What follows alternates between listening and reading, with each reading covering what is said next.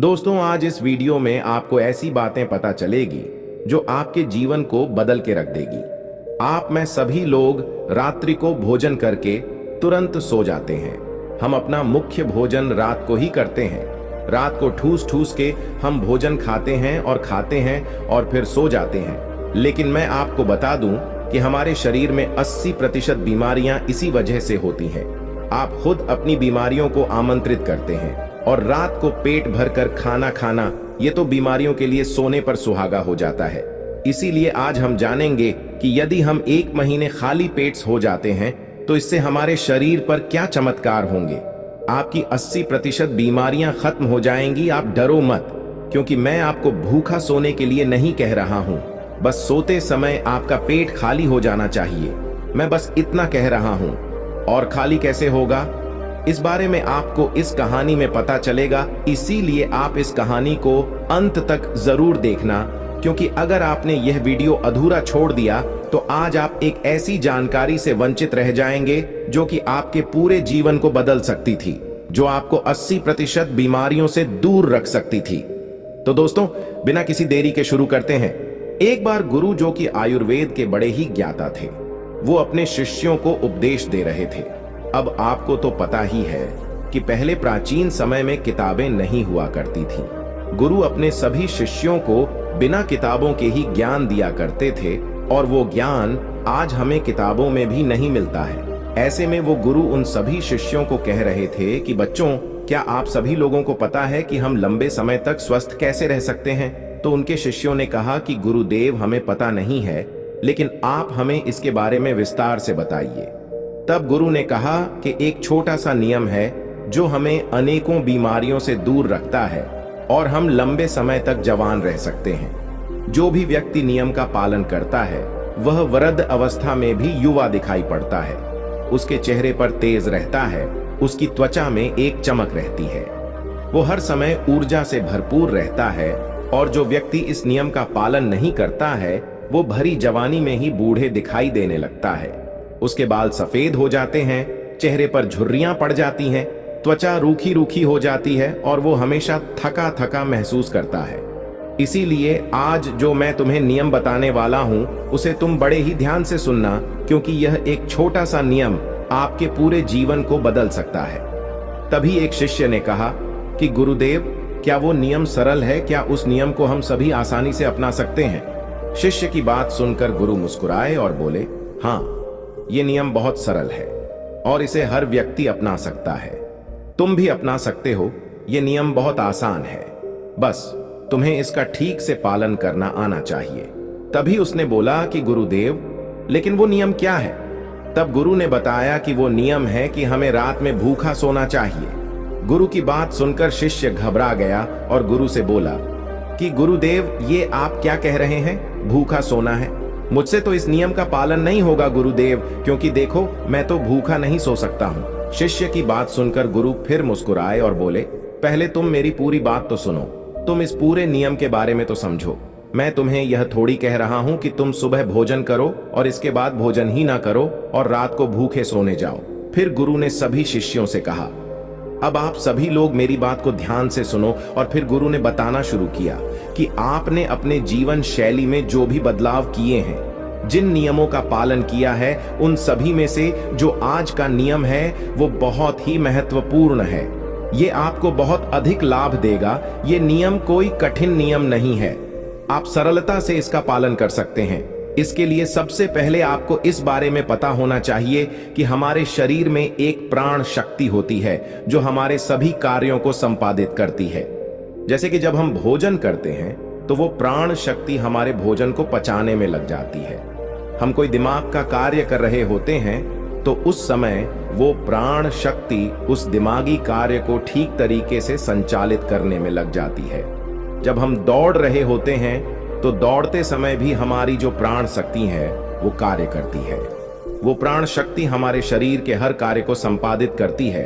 लेकिन यहाँ पर एक बात समझने वाली ये है कि प्राण शक्ति केवल एक समय में एक ही कार्य यह कर सकती है।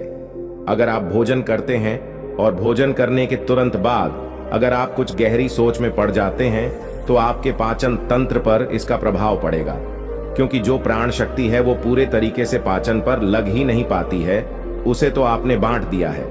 प्राण शक्ति का काम था कि जो भोजन आपने खाया है वो उसको पचाए, लेकिन आप तो गहरी सोच में डूब गए और प्राण शक्ति को एक नया काम मिल गया। अगर आप भोजन करने के बाद कोई शारीरिक परिश्रम करना शुरू कर देते हैं या फिर तेज तेज चलना शुरू कर देते हैं तो ये भी ठीक नहीं है, क्योंकि प्राण शक्ति जो पूरी तरह से पाचन पर लगती थी वो अब आपके तेज चलने पर खर्च हो रही है। इसलिए आपको भोजन करने के बाद बहुत तेज नहीं चलना है, नहीं तो आपकी प्राण शक्ति आपके तेज चलने की तरफ आकर्षित हो जाएगी। इसीलिए आपको भोजन करने के बाद धीरे धीरे ही टहलना है। इसके बाद गुरु ने उन शिष्यों को कहा कि ये तो तुम्हें समझ में आ गया होगा कि प्राण शक्ति एक समय में एक ही कार्य कर सकती है, लेकिन जब आप देर रात में भोजन करते हैं, देर से आप खाना खाते हैं, तो पता है क्या होता है। इससे हमारे शरीर पर 3 प्रभाव पड़ते हैं। अब आप सभी इन 3 प्रभावों को ठीक से समझो। पहला प्रभाव जो हमारे शरीर पर पड़ता है वो ये है कि जो आपकी जठराग्नि होती है वो सूर्य के साथ काम करती है। यानी कि जैसे जैसे सूर्य का उदय होता है तो आपकी जो पाचन अग्नि है वो बढ़नी शुरू हो जाती है। दोपहर में वो बढ़ जाती है और संध्या काल में वो थोड़ी मंद पड़ जाती है। इसीलिए संध्या काल में हल्का भोजन करें और यही ठीक रहता है। और आपको यह भी ध्यान रखना होता है कि आपको शाम का भोजन सूर्य अस्त होने से पहले ही कर लेना है। अगर सूर्य अस्त हो गया तो आपकी जो जठराग्नि है वो बिल्कुल कम हो जाएगी और उस मंद जठरा अग्नि में जब आप भोजन करते हैं तो वो भोजन ठीक से नहीं पचता है। अगर आपने साथ भी भोजन भी किया होगा तो वो भी नहीं पचता है, क्योंकि उस समय जठराग्नि मंद थी, इसीलिए भोजन ठीक से नहीं पचता है और वो शरीर में लंबे समय तक पड़ा रहता है, ज्यादा समय तक रुका रहता है। इसी वजह से वहां पर सड़न पैदा होने लगती है और वही सड़न हमारे लिए विषाक्त का कारण बनती है, जहर का कारण बनती है, आपके शरीर के लिए हानिकारक होती है। इसीलिए आपको समझना है कि आप अगर सूर्य अस्त होने से पहले भोजन करते हैं तो जठरा अग्नि प्रदीप रहती है और भोजन ठीक से पचता है। दूसरा प्रभाव जो आपके शरीर पर पड़ता है वो ये है कि रात्रि के समय जो आपकी प्राण शक्ति है वो हीलिंग में लगनी चाहिए। यानी कि शरीर में जो मरम्मत होनी है, शरीर में जो टूट फूट होती है, उसकी मरम्मत में वो प्राण शक्ति लगनी चाहिए। लेकिन अक्सर लोग क्या करते हैं, भोजन करते हैं और सो जाते हैं, जो कि बहुत गलत है। क्योंकि मैंने आपको पहले बताया कि प्राण शक्ति एक समय में एक ही कार्य करती है, लेकिन जब आप खाना खाकर तुरंत सो जाते हैं तो आपकी प्राण शक्ति पूरी तरह भोजन को पचाने में लगी रहती है और इस वजह से वो हीलिंग का कार्य जो है वो नहीं कर पाती है, शरीर की मरम्मत नहीं कर पाती है। और जब वो प्रक्रिया निरंतर चलती रहती है, यानी कि आप खाते हैं और सो जाते हैं, तो फिर बहुत सारी बीमारियां शुरू होने लग जाती है, क्योंकि आपके शरीर की मरम्मत हो ही नहीं पाती है। आपकी प्राण शक्ति ठीक से अपना कार्य नहीं कर पाती है, वो हीलिंग का मरम्मत का कार्य नहीं कर पाती है और इसी वजह से अनेक बीमारियां पैदा हो जाती हैं। तीसरा प्रभाव जो हमारे शरीर पर पड़ता है वो ये है कि जब आप भोजन करने के तुरंत बाद सोने चले जाते हैं तो आपका दिमाग कहता है कि मुझे तो नींद चाहिए और आपका शरीर भी यही कहता है कि मुझे तो नींद चाहिए। लेकिन आपका पाचन तंत्र क्या कहता है कि अभी मैं सक्रिय हूं, मुझे तुमने काम दिया है, अब इस काम को मुझे करना है, तो आप भी जागते रहोगे, तभी तो मैं अपना कार्य ठीक से कर पाऊंगा। यानी कि 2 विरोधाभास स्थितियां पैदा हो जाती हैं। दिमाग की तरफ से तो सो जाओ और पेट की तरफ से जागो। ऐसी स्थिति में नींद गहरी नहीं हो पाती है और गहरी नींद ना होने के कारण शरीर को आराम भी नहीं मिल पाता है। आप सो तो जाते हैं 7 घंटे या 8 घंटे, लेकिन सुबह उठने में आपको कठिनाई होती है। आप दिन भर ऊर्जावान महसूस भी नहीं कर पाते हैं और ऐसा इसीलिए होता है क्योंकि रात भर प्राण शक्ति ठीक से शरीर की मरम्मत, शरीर की हीलिंग का काम नहीं कर पाए। आपकी जठराग्नि, आपकी प्राण शक्ति पूरी तरह से पाचन तंत्र पर केंद्रित रही। उसने पूरी रात भोजन को पचाने में ही अपना समय दिया और फिर जैसे आप सुबह उठते हैं तो उठते ही फिर कुछ खा लेते हैं और इसी वजह से बार बार खाने से हमारी प्राण शक्ति पूरी तरह से पाचन पर ही लगी रहती है और शरीर के दूसरे कार्य मंद पड़े रहते हैं, जो कि शरीर के लिए बहुत जरूरी थे। ये 3 प्रभाव थे जो हमारे शरीर पर पड़ते हैं। अगर आप सूर्य अस्त होने के बाद भोजन करते हैं तो और भारी भोजन खाते हैं तो और, इससे आपकी पाचन प्रणाली पूरी तरह से बिगड़ जाती है, खत्म हो जाती है, और फिर आप इसे ठीक करने के लिए चूरन लेते हैं, अनेक प्रकार के तरीके अपनाते हैं, तब भी जाकर ये ठीक नहीं हो पाती है। लेकिन जो स्वाभाविक प्रणाली है उस पर तो आप ध्यान ही नहीं देते हैं। ये स्वाभाविक प्रणाली जो परमात्मा ने आपको दी है, जिससे आपका शरीर खुद ही खुद को साफ कर लेता है, खुद ही खुद की बीमारियों को ठीक कर लेता है। फिर गुरु सभी शिष्यों से कहते हैं कि अब मेरी बात को ध्यान से सुनो, शरीर अपनी बीमारियां अपने आप ठीक करेगा, लेकिन उसके लिए तुम्हें क्या करना है इस बात को समझो। इसके लिए आपको 7 बजे से पहले अपना आहार लेना है। अगर आप 7 बजे से पहले भोजन कर लेते हैं तो उसके बाद आप 9-10 बजे तक सोने के लिए जाते हैं, तो आपके पास लगभग 3 घंटे का समय होता है। और जो ये 3 घंटे का समय होता है और इसमें जो भी आपने हल्का फुल्का भोजन किया है वो आपके पेट से नीचे उतरना शुरू हो जाता है और उसका अर्ध पचन हो जाता है, यानी कि पाचन का आधा कार्य समाप्त हो जाता है। उसके बाद आप सो जाते हैं, तो सोने के बाद 1 बजे तक आपका भोजन ठीक से पच भी जाता है। यानी आपने 7 बजे भोजन किया तो आपका आधा भोजन 10 बजे पच गया, और जो बचा वो रात्रि के 1 बजे तक पच गया।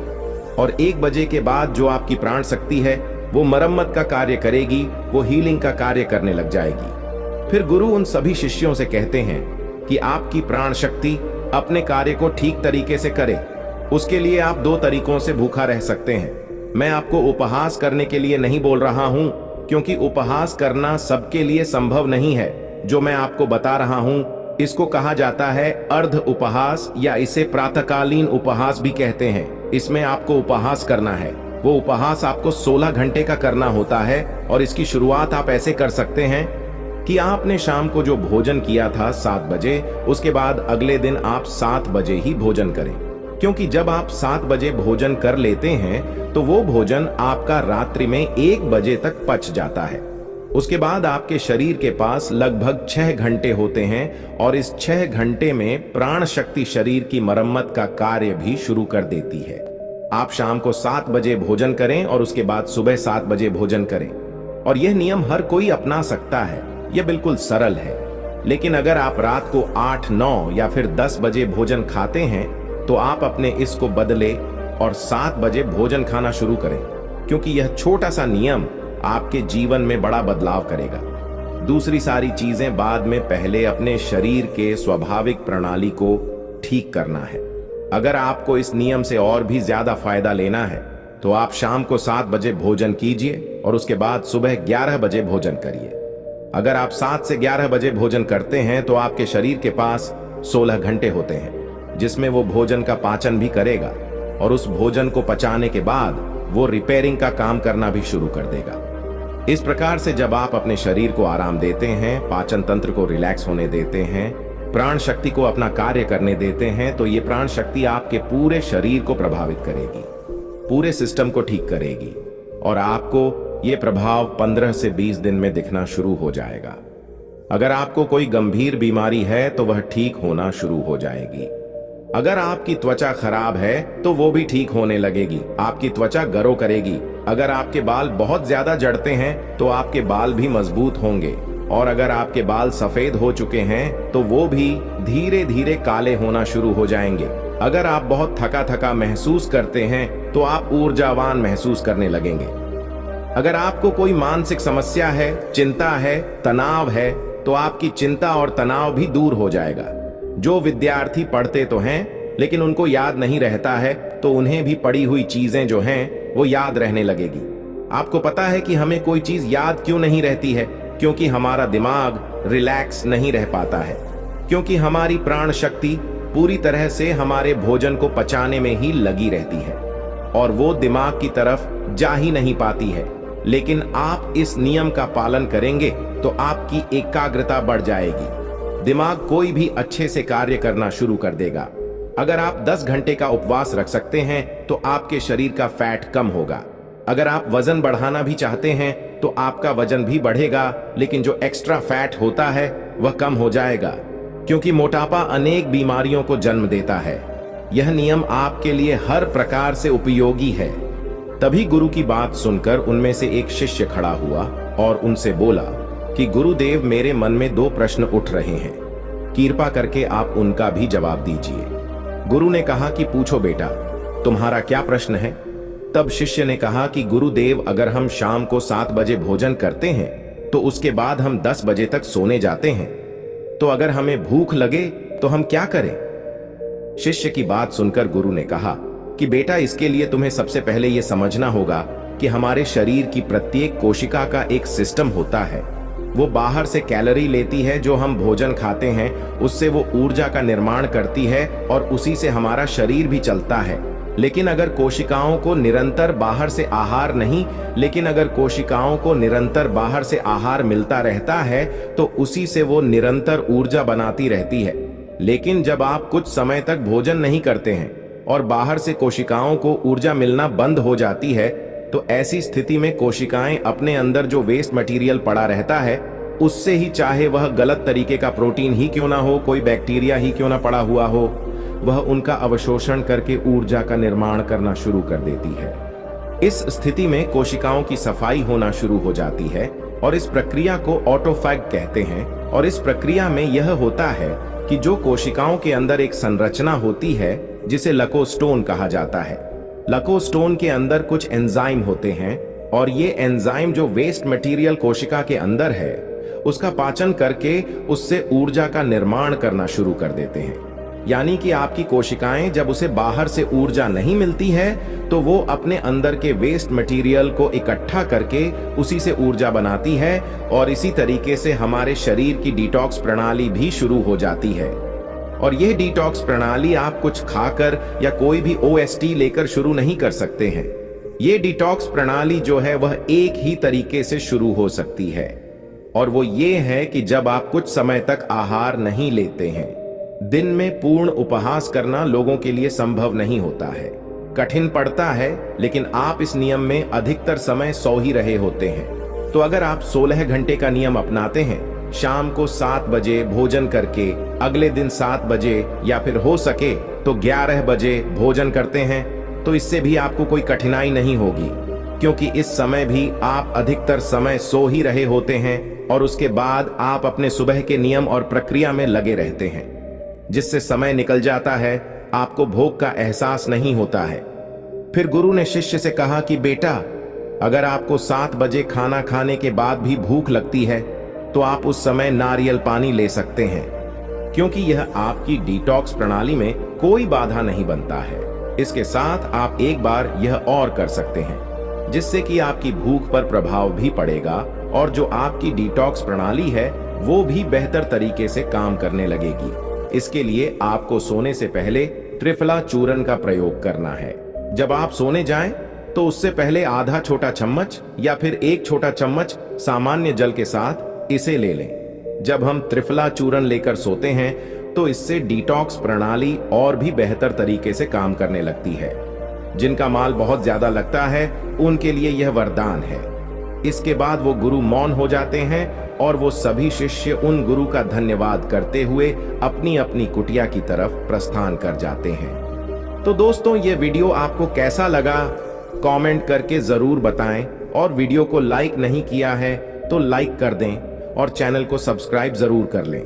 तो चलिए फिर मिलते हैं अगली वीडियो में किसी और टॉपिक के साथ। तब तक के लिए अपना ख्याल रखें। धन्यवाद और नमो बुद्धाय।